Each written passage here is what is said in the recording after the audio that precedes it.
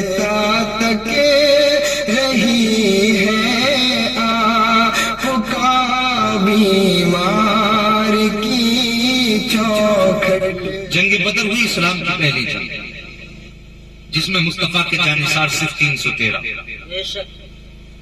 اور ادھر ہزاروں کی تعداد میں دشمن، نئی تلواریں، نئے طاقتور گھوڑے، نئے ہتھیار، نئے پرچی، نئے بھالے، سب جنگ جو لڑاکو ہزاروں کی تعداد میں مصطفیٰ کے دشمن، ادھر سامنے صرف 313 ہے۔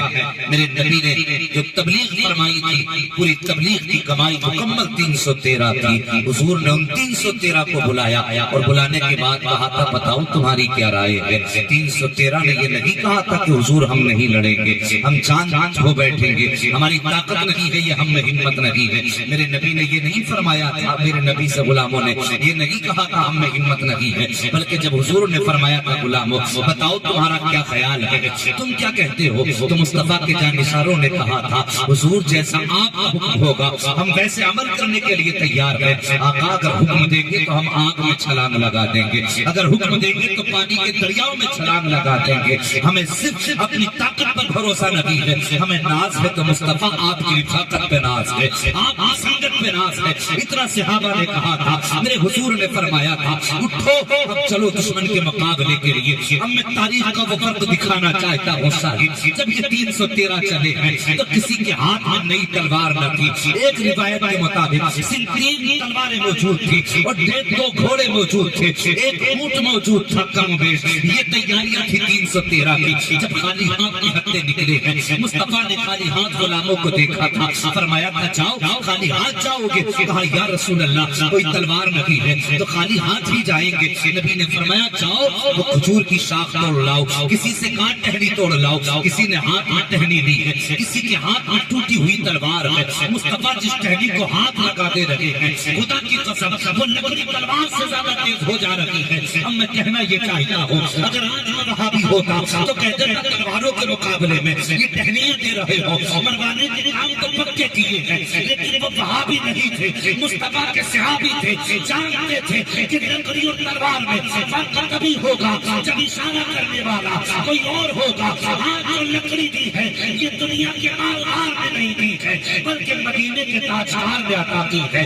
جب مکے سے دشمن آئے ہیں حضور کو مٹانے کے لیے، تب میرے نبی نے ان کے ہاتھ میں لکڑیوں کی تلواریں دے دی تھی۔ اللہ اکبر چلنے لگے تھے۔ مکے کے کافروں نے، مدینے کے کچھ منافقوں نے کہا تھا کدھر جا رہے ہو، 313 ہو، 2.5 آدمی ہو، ہزاروں کے مقابلے میں جا رہے ہو، مٹ جاؤ گے، بچ کے نہیں آؤ گے۔ کوئی کہتا تھا کہ تیری بیوی بیوہ ہو جائے گی، کوئی کہہ رہا تھا بچے یتیم ہو جائیں گے۔ طرح طرح کے تانے مصطفیٰ کے دیوانوں کو دیے گئے، لیکن میرے مصطفیٰ کے غلاموں نے کہا تھا تم کیا سمجھتے ہو بچوں کی محبت ہمیں روک دے گی، ہمیں اولاد کا پیار واپس لوٹا دے گا؟ کہا خبردار خبردار، ایسا بالکل نہیں ہو سکتا ہے۔ جب ہم نے قدم نکال دیا ہے تو یہ طے کر کے نکلے ہیں یا تو دشمن کو مٹا کے لوٹیں گے یا نبی کے عشق پہ جان لوٹا کے لوٹیں گے۔ نعرہ تکبیر، نعرہ رسالت، مفتی حماد رضا صاحب قبلہ، نعرہ تکبیر، نعرہ رسالت، سبحان اللہ سبحان اللہ۔ اللہ اکبر۔ یہ 313 گئے،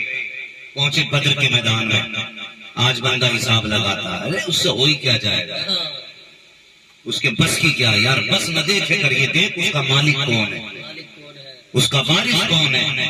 کسی بھی بندے کو تنہا سمجھ کے، غریب سمجھ کے زندگی میں کبھی کسی کو تکلیف مت دینا۔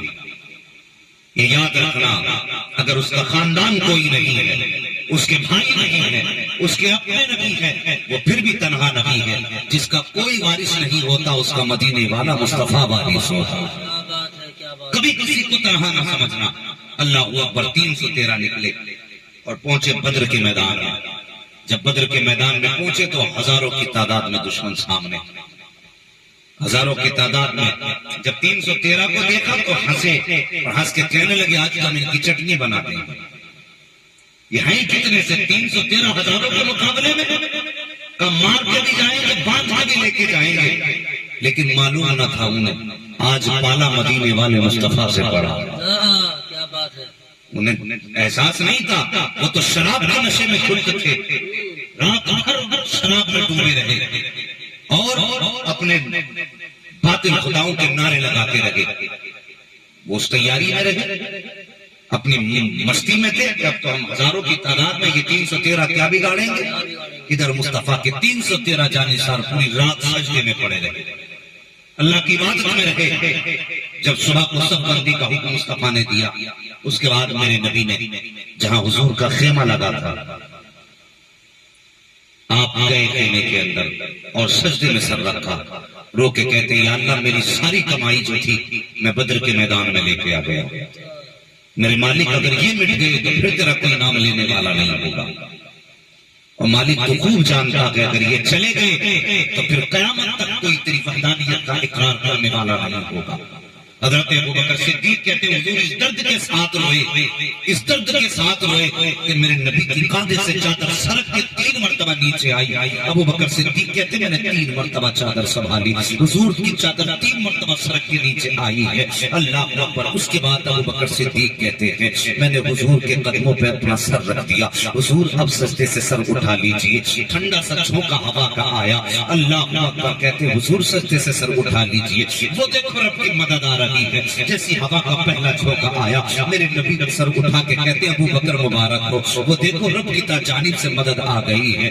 اللہ اکبر. کون آیا؟ پہلا جھونکا آیا تو جبریل امین آئے ہیں. آقا فرماتے ہیں کون کہا جبریل, کہا کس لیے آئے ہو؟ کہا حضور 5000 فرشتے لے کر کے آیا ہو آپ کی مدد کے لیے. دوسرا جھونکا آیا, پھر آقا فرماتے ہیں اب کون آیا ہے؟ کہا میکائیل آیا ہو 3000 فرشتے لے کر کے آیا ہو. تیسرا جھونکا آیا ہے, پھر ملک الموت آئے ہیں. آقا فرماتے کون؟ کہا ملک الموت. آپ فرماتے ملک الموت میں نے تمہیں تو نہیں بلایا تھا, تم کس لیے آئے ہو؟ میں نے تو رب سے مدد مانگی تھی. یہ جبریل و میکائیل آئے ہیں, تم کیوں آئے ہو؟ تو ملک الموت نے کہا تھا آقا جبریل 5000 فرشتے لے کر کے آئے ہیں, یہ آپ کی طرف آئے ہیں. میکائیل 3000 فرشتے لے کر کے آئے ہیں, یہ آپ کی طرف آئے ہیں. لیکن میں آپ کی طرف نہیں آیا بلکہ میں آپ کے دشمنوں کی طرف آیا ہوں. یا رسول اللہ اشارہ کرنا آپ کا کام ہے, موت کے گھاٹ اتار دینا ملک الموت کا کام ہے. کیا بات ہے, کیا بات ہے. نعرہ تکبیر, نعرہ رسالت, نعرہ رسالت. مفتی حماد رضا صاحب قبلہ, نعرہ تکبیر, نعرہ رسالت. سوچو کہ حضور یہ آپ کی طرف آئے ہیں اور میں اپوزٹ پارٹی کی طرف آیا ہوں. اللہ اکبر. پھر بدر کی جنگ ہوئی اور بدر کی جنگ کے بعد پھر جو نقشہ بنا دنیا جانتی ہے. 313 نے فتح حاصل کی ہزاروں, 70 کافر قتل کیے بدر کے میدان میں. کچھ بھاگ گئے اور کچھ ہاتھ آئے تو پکڑ کے لے گئے شہر مدینہ قیدی بنا کر کے. اب میں جو بات عرض کرنے لگا ہوں توجہ کرنا, اپنے نبی کا اخلاق دیکھو. کون قیدی بنا کے لائے گئے؟ یہ وہ قیدی بنا کے لائے گئے جنہوں نے نبی کے پتھر مارے تھے. کون قیدی بنا کے لائے گئے؟ یہ وہ قیدی بنا کے لائے گئے جنہوں نے نبی کے راستے میں کانٹے بچھائے تھے. کون قیدی بنا کے لائے گئے؟ یہ وہ جس نے نبی کی شہزادی کے منہ پہ تماچا مارا تھا. آج وہ قیدی بنا کے لائے گئے ہیں. اللہ اکبر. جب قیدی بنا کے لائے گئے صبح کا سویرا ہوا, میرے حضور نے فرمایا دشمنی تو اپنی جگہ ہے مگر بتاؤ آج تم مدینے میں مصطفیٰ کے مہمان بن کے آئے. یہ اخلاق میرے نبی کا دیکھیے کہ دشمنی اور جنگ اپنی جگہ رہی, تم ہمیں مٹانے آئے تھے لیکن مدینے میں میرے مہمان بن کے آئے ہو.